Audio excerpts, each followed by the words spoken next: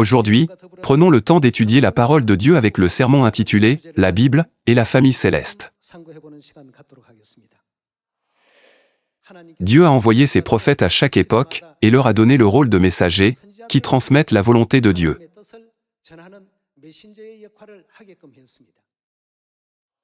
Aujourd'hui, il en est de même pour nous. Tous ceux qui prêchent et accomplissent la volonté de Dieu en cette époque sont des prophètes envoyés par Dieu, n'est-ce pas? Aujourd'hui, étudions la volonté de Dieu de sauver l'humanité et comment la volonté de Dieu est prophétisée et écrite dans la Bible pour tous les membres de notre famille céleste qui rendent maintenant le culte ensemble dans le monde entier.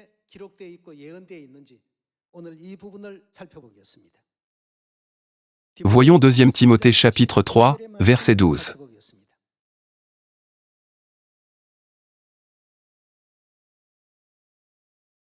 Voyons le verset 12. Or, tous ceux qui veulent vivre pieusement en Jésus-Christ seront persécutés. Verset 13. Mais les hommes méchants et imposteurs avanceront toujours plus dans le mal, égarant les autres et égarés eux-mêmes. Toi, demeure dans les choses que tu as apprises et reconnues certaines, sachant de qui tu les as apprises. Dès ton enfance, tu connais les saintes lettres, qui peuvent te rendre sage à salut par la foi en Jésus-Christ.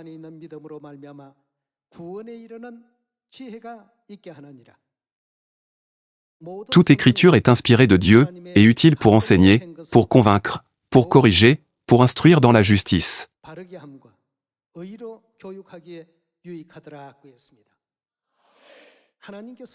La Bible est un cadeau précieux que Dieu a envoyé à l'humanité. Le message que Dieu a envoyé par les 66 livres de la Bible, de la Genèse à l'Apocalypse, est rempli d'amour. Les choses auxquelles nous devons faire attention, les choses que nous ne devons pas faire, les choses que nous devons absolument faire, les qualités dont nous devons disposer, et les ordonnances de Dieu que nous devons observer, tous ces éléments sont entièrement énumérés dans la Bible. Tout cela est pour notre salut. Par conséquent, que dit la Bible? Il est dit que la Bible peut nous rendre sages à salut. Voyons 2 Pierre chapitre 1, verset 20.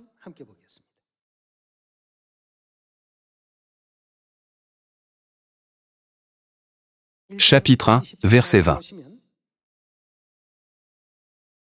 Sachez tout d'abord vous-même qu'aucune prophétie de l'Écriture, l'Écriture signifie la Bible, ne peut être un objet d'interprétation particulière. Car ce n'est pas par une volonté d'homme qu'une prophétie a jamais été apportée, mais c'est poussé par le Saint-Esprit que des hommes ont parlé de la part de Dieu. La Bible n'est pas un ouvrage bâti sur des pensées ou des opinions humaines. Il s'agit plutôt des 66 livres des Écritures, tels que nous les avons aujourd'hui, fidèlement transcrits pour transmettre la volonté de Dieu et sa parole exactement telles qu'elles ont été données. Même si la Bible écrit certains récits espacés de centaines ou de milliers d'années, qu'en est-il de tous ces écrits? Dieu a écrit la Bible de telle manière que tout ce qui est venu avant et après les récits s'accomplisse exactement. Puisque ces paroles sont écrites intégralement pour notre salut, ne dit-elle pas que rien ne doit y être ajouté, ni retranché par des opinions humaines? Jetons un œil à ce passage. Jetons un œil à Apocalypse chapitre 22, verset 18.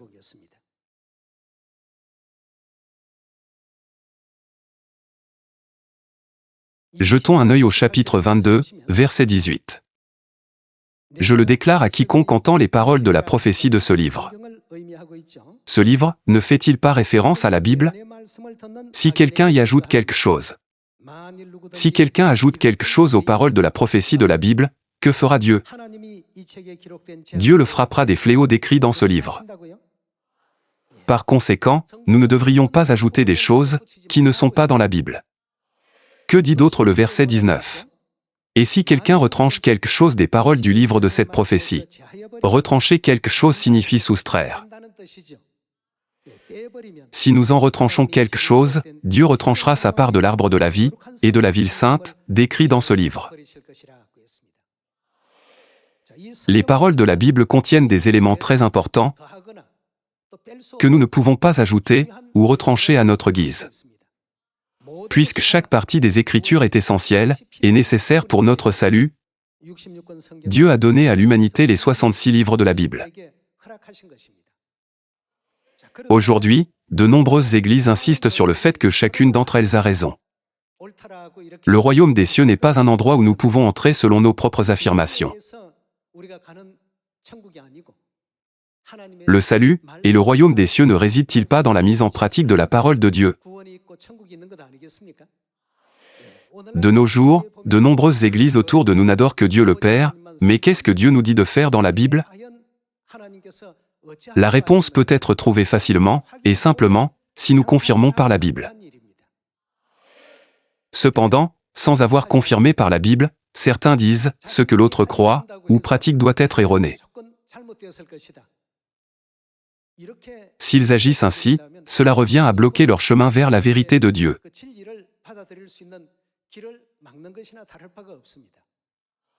Par conséquent, personne ne devrait avoir de préjugés. Que se passe-t-il si quelqu'un qui connaît le chemin nous montre le droit chemin? Et si le chemin que nous avons emprunté hier était le mauvais? C'est la volonté de Dieu que nous nous détournions de ce chemin et que nous nous repentions, n'est-ce pas? Bien qu'il y ait Dieu le Père et Dieu la Mère dans la Bible, les gens ignorent les paroles de Dieu, n'ajoutez rien à la Bible et n'en retranchez rien. C'est la réalité de la foi des gens aujourd'hui.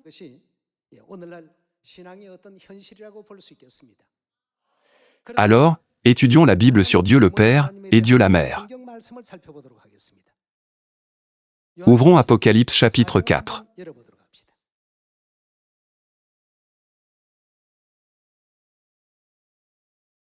Apocalypse chapitre 4, verset 11.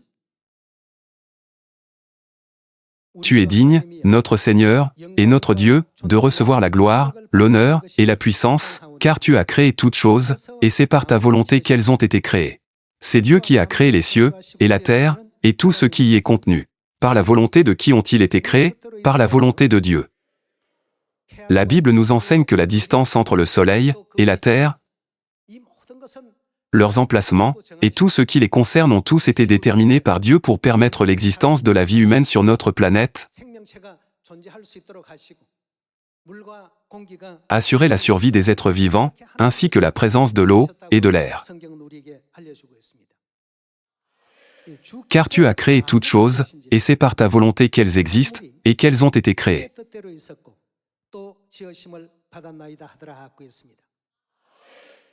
Lorsque Dieu a créé les cieux et la terre, et tout ce qui y est contenu, il a dit que rien dans ce monde n'a été fait sans sa volonté.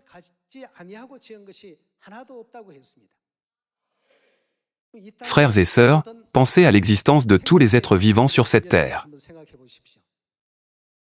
Y a-t-il un être vivant qui existe sans père, ni mère? Que ce soit dans le monde animal, ou dans le monde végétal, partout où il y a la vie, il doit y avoir une mère. Là où il n'y a pas de mère, il n'y a pas de vie. Par conséquent, le monde sans mère est le monde de la mort. De qui est cette volonté? C'est la volonté de Dieu.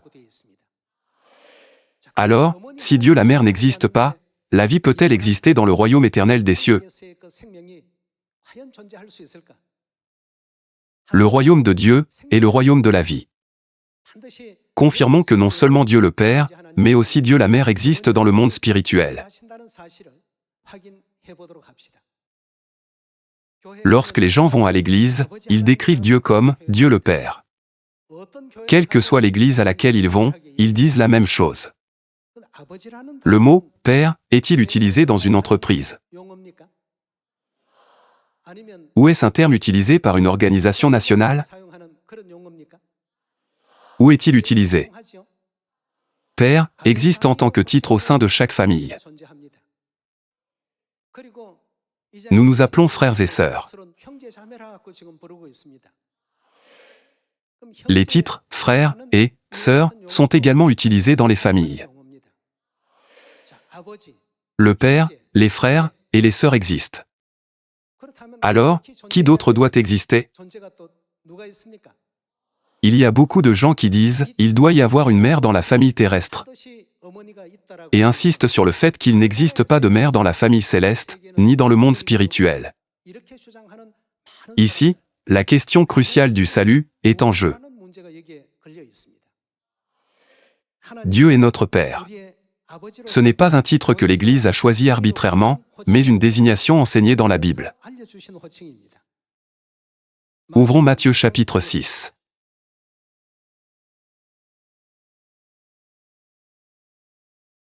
Matthieu chapitre 6, verset 9. Voici donc comment vous devez prier, notre Père qui es aux cieux. Que ton nom soit sanctifié. Dans Matthieu chapitre 6, verset 9, Jésus est venu sur cette terre, et a enseigné aux gens qui vivaient sans connaître la providence du royaume des cieux, que Dieu est notre Père. Verset 8. Ne leur ressemblez pas, car votre Père sait de quoi vous avez besoin, avant que vous le lui demandiez.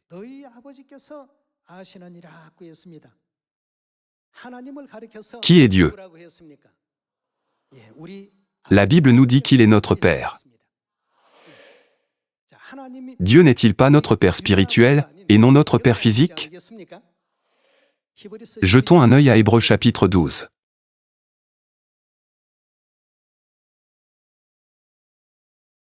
Hébreux chapitre 12, verset 9. D'ailleurs, puisque nos pères selon la chair nous ont châtiés, et que nous les avons respectés, ne devons-nous pas à bien plus forte raison nous soumettre au Père des esprits, pour avoir la vie? La Bible nous enseigne clairement, nous avons un Père physique qui a donné naissance à notre corps physique, et nous avons un Père spirituel qui a donné naissance à nos esprits, c'est-à-dire Dieu. La Bible n'est-elle pas la parole de vérité? Le mot « vérité » lui-même ne signifie-t-il pas quelque chose de factuel? Celui qui existe dans le monde spirituel en tant que Père est notre Dieu. Le titre « Père » n'est-il pas un titre utilisé par les enfants qui ont hérité de sa chair et de son sang? Un père désigne un homme qui a des enfants.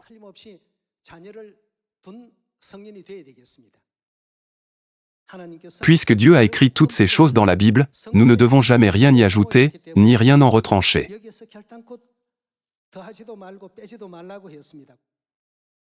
Ouvrons 2 Corinthiens chapitre 6.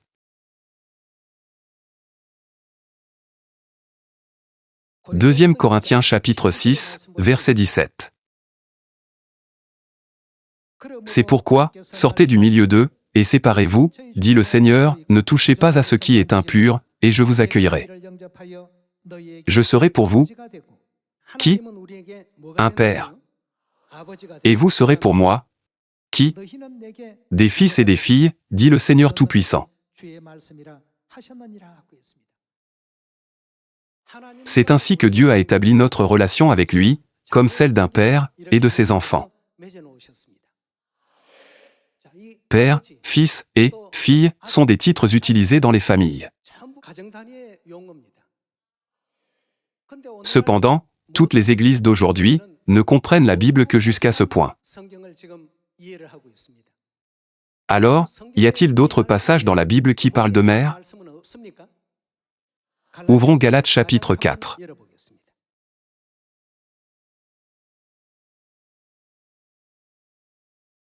Galates chapitre 4, verset 26. Mais la Jérusalem d'en haut est libre, c'est qui? Notre mère. Qui est clairement mentionné dans la Bible?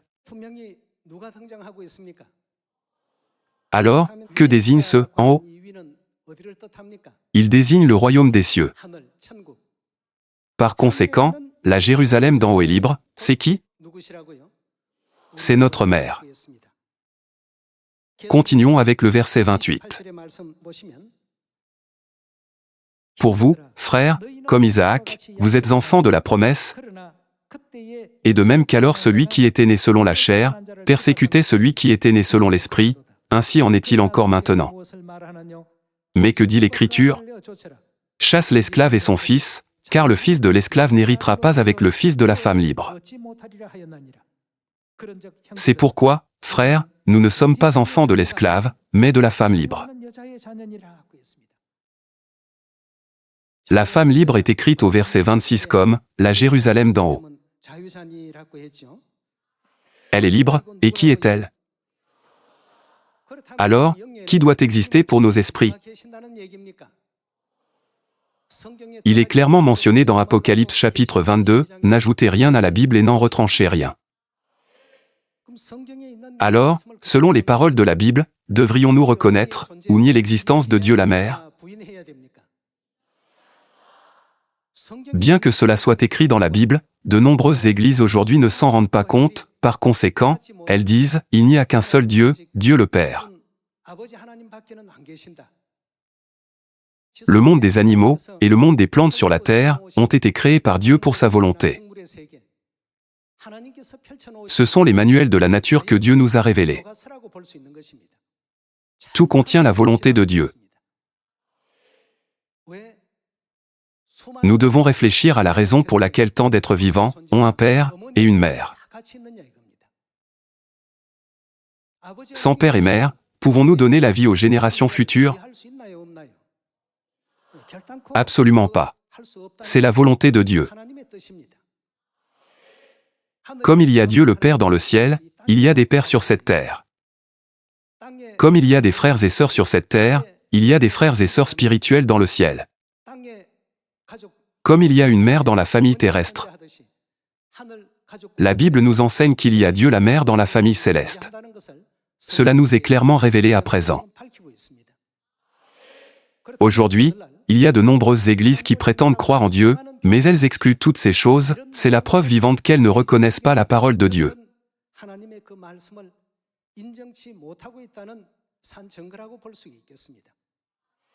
Galates chapitre 4, verset 26, n'a pas été écrit par moi. Ce n'est pas moi qui ai écrit Galates chapitre 4, verset 26. Les gens qui ont été émus du Saint-Esprit ont reçu tous ces écrits de Dieu. Alors, comment devrions-nous comprendre notre mère dans Galates chapitre 4, verset 26, « La Jérusalem d'en haut est libre, c'est notre mère »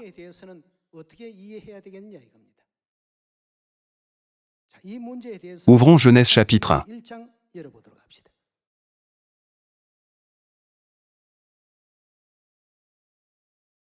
Genèse chapitre 1, verset 26. Puis Dieu dit, « Faisons l'homme à notre image, selon notre ressemblance, et qu'il domine sur les poissons de la mer, sur les oiseaux du ciel, sur le bétail, sur toute la terre, et sur tous les reptiles qui rampent sur la terre. » Dieu créa l'homme à son image, il le créa à l'image de Dieu, il créa l'homme et la femme. Au verset 26, Dieu dit, « Faisons l'homme ». Dieu crée l'homme, n'est-ce pas? L'Église de Dieu dit qu'il y a deux dieux qui ont créé l'humanité.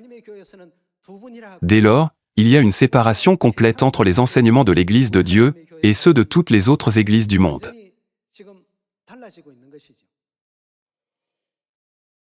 Ils disent, il n'existe assurément qu'un seul Dieu. Qui parle ici? Il est écrit, puis Dieu dit.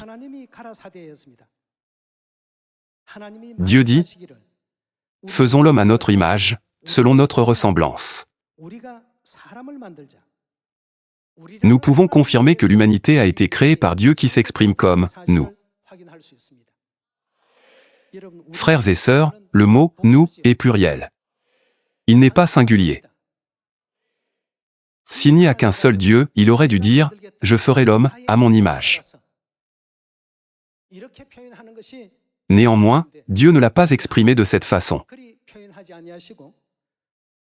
Au lieu de cela, Dieu a dit « Faisons l'homme à notre image, selon notre ressemblance ». Voyons le verset 27. Dieu créa l'homme à son image, il le créa à l'image de Dieu, il créa l'homme et la femme. Qui ont été créés? l'homme et la femme. Dieu dit, « Faisons l'homme à notre image. » Puis, un homme et une femme furent créés. Cela ne montre-t-il pas clairement que dans l'image de Dieu, il existe à la fois une image masculine et une image féminine? C'est pourquoi Dieu a utilisé l'expression « faisons l'homme ». Les gens ont appelé Dieu, qui a l'image masculine, Dieu le Père, jusqu'à ce jour. Alors, par nature, comment devrions-nous appeler Dieu qui a l'image féminine? C'est tout à fait naturel. La Genèse n'est-elle pas le premier des 66 livres de la Bible? Dans le tout premier chapitre, Dieu nous a fait savoir que Dieu le Père et Dieu la Mère existent.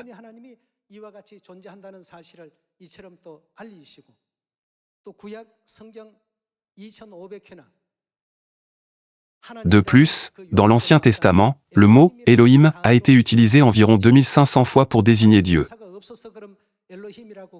Est-ce parce qu'il n'y a pas de nom au singulier qu'Elohim fut utilisé? Non. Lorsque la Bible utilise le nom au singulier, pour désigner un seul Dieu, c'est Eloah. Tout comme un nom au singulier devient pluriel si vous ajoutez la lettre « s » à la fin du mot. De la même manière, si vous ajoutez « im » après le mot Eloah, il devient pluriel. Cela devient Elohim. Même s'il y a une forme au singulier, comment Dieu l'a-t-il écrite dans la Bible originale? Elohim. Bien que Dieu ait rempli la Bible de cet enseignement, les gens insistent. Il n'y a que Dieu le Père, et pas de Dieu la Mère. C'est un enseignement complètement erroné. Jetons un œil à 1 Jean chapitre 2, verset 25.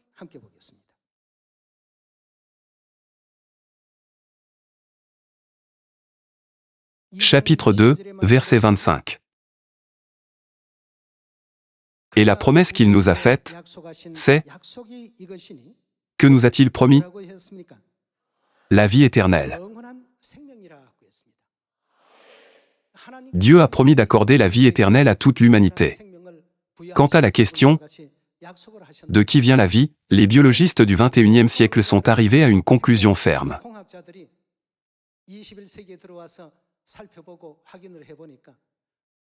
Ils ont découvert le fait que sans mère, la vie ne peut en aucun cas être transmise à la génération suivante.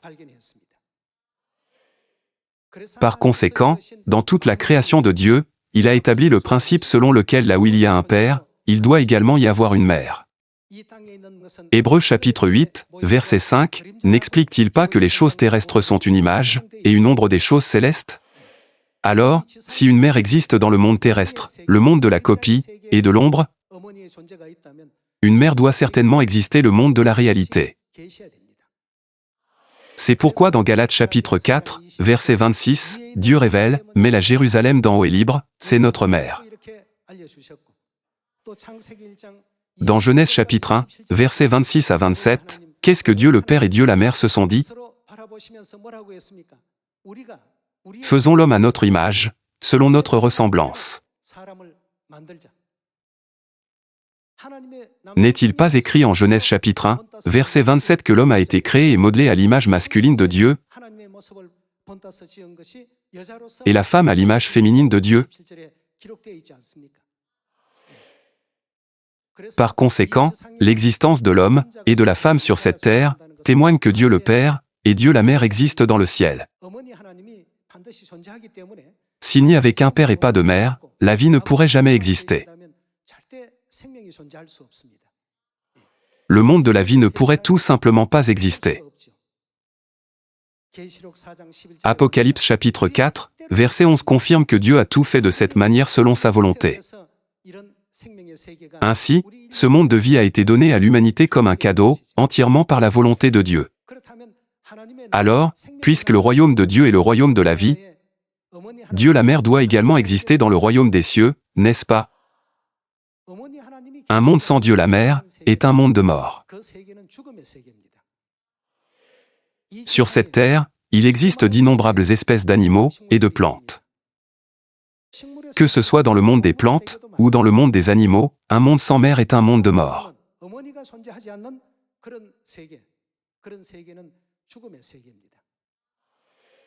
Dans un monde de vie, comme le royaume des cieux, une mère doit exister. Si nous regardons Genèse chapitre 1, verset 26, qui existait même avant que Dieu ne crée les premiers êtres humains, Adam et Ève, Dieu le Père et Dieu la Mère n'existaient-ils pas? À travers Genèse chapitre 1, Dieu nous a déjà révélé le royaume des cieux, où Père et Mère existent.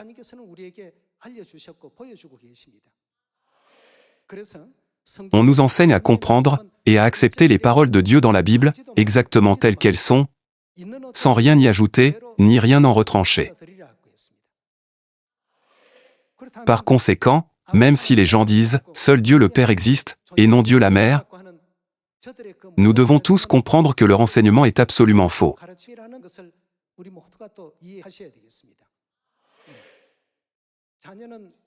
Un enfant ne peut exister que par une mère. C'est pourquoi, concernant le moment où tous les enfants perdus du ciel seront retrouvés, Dieu a dit « Je les rassemblerai comme une poule rassemble ses poussins sous ses ailes ». Puisque Jésus a utilisé cette parabole, prenons un moment pour réfléchir à sa signification. Les coqs rassemblent rarement leurs poussins. Lorsqu'un ennemi attaque, il défend simplement les poussins, mais c'est tout. Cependant, qu'en est-il de la poule? Lorsqu'un oiseau de proie tourne au-dessus de sa tête pour attraper un poussin, la mère poule détecte instinctivement le danger pour son petit et pousse un cri pressant.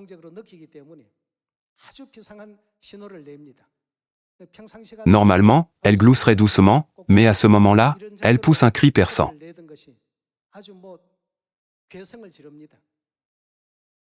En entendant ce cri, tous les poussins courent vers leur mère.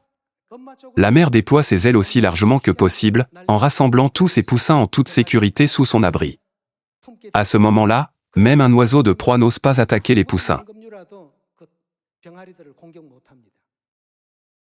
Bien que le prédateur sache que la poule est normalement beaucoup plus faible,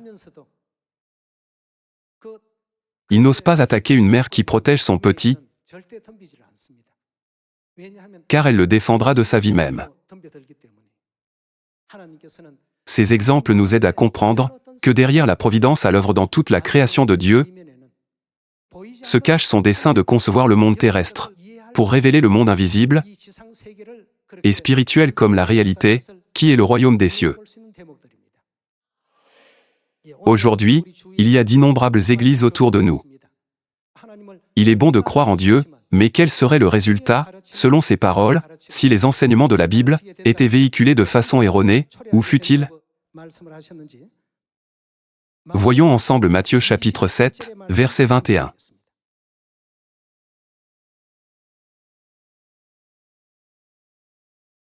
Matthieu chapitre 7, verset 21. Ceux qui me disent « Seigneur, Seigneur », les gens qui disent croire en Dieu, ne l'appellent-ils pas « Seigneur, Seigneur » ? Ceux qui prétendent croire en Dieu n'entreront pas tous dans le royaume des cieux, mais seulement celui qui fait la volonté de mon Père, qui est dans les cieux.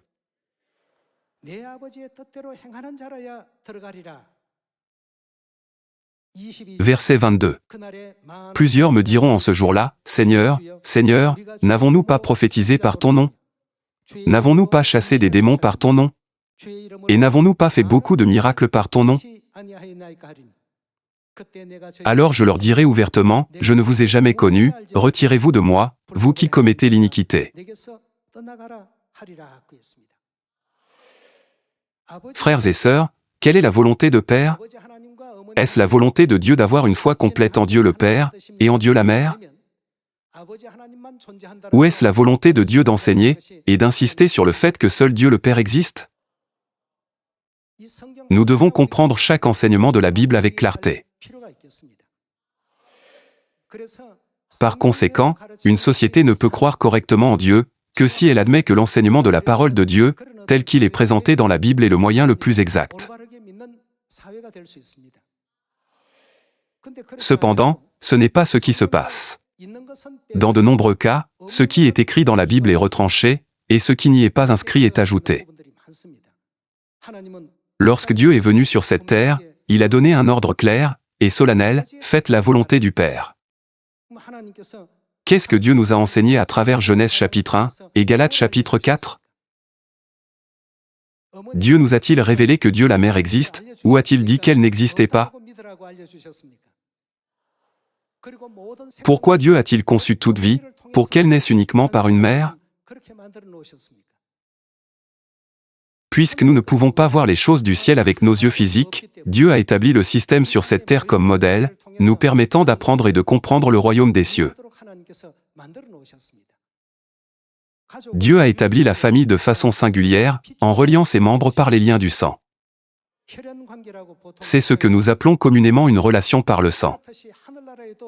De même, quelle est la vérité que Dieu nous a donnée, pour nous lier dans une relation de sang spirituel? Par la Pâque de la Nouvelle Alliance, n'a-t-il pas déclaré « Ceci est mon sang, le sang de l'Alliance, qui est répandu pour beaucoup, pour le pardon des péchés » et nous a aussi clairement commandé de nous souvenir, et de garder la Pâque? Cependant, les églises d'aujourd'hui ne célèbrent pas même la Pâque de la Nouvelle Alliance, la vérité même que Jésus a si sincèrement désirée et ordonnée. Nous devons prêcher toutes ces vérités dans le monde entier, dans la Samarie et jusqu'aux extrémités de la terre. Dans 2 Timothée chapitre 3, qu'arrivera-t-il à ceux qui veulent vivre une vie pieuse en Christ? Cela ne nous enseigne-t-il pas que si nous essayons de vivre une vie pieuse en Christ, avec une foi qui conduit au royaume des cieux, nous rencontrerons inévitablement des épreuves, de la part de ceux qui nous entourent? Quand les gens observent le culte du dimanche, et Noël, d'autres pensent, cela doit être une église. Cependant, lorsque nous disons, nous observons la Pâque, et le jour du sabbat, nous croyons en Dieu la mère, quelle est leur réaction? Oh, n'est-ce pas une église étrange? Ce n'est pas étrange du tout. Du point de vue de Dieu, n'est-ce pas l'Église, qui détient la foi la plus exacte, et la plus complète? C'est pourquoi Pierre et Paul sont allés à cette Église. C'est l'Église même que Jésus a établie. Peu importe comment le monde nous voit, le jugement du monde est différent de celui de Dieu. Puissiez-vous porter beaucoup de beaux fruits du Saint-Esprit. Je prie pour que tous les enfants célestes, et toutes les églises de Sion, demeurent fermes devant Dieu. Merci beaucoup.